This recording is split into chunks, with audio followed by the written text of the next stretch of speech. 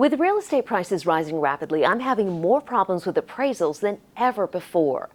I'm Robin Taylor, and this is Real Estate with Robin.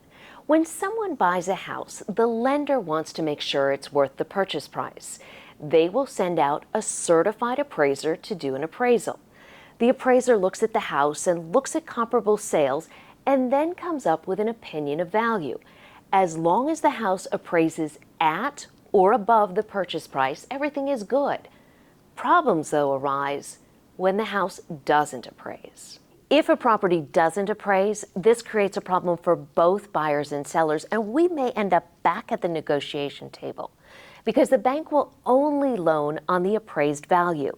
Now, this also creates a perception issue since no one wants to overpay for a house.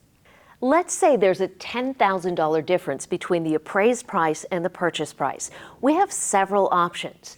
The buyer could make up the difference by paying an extra $10,000. The buyer and seller could split the difference, lowering the purchase price by $5,000, or the purchase price could be lowered to the appraised value. Some buyers go into a deal so sure they want the house that they're willing to make up the difference if the property doesn't appraise. But most buyers opt for an appraisal contingency.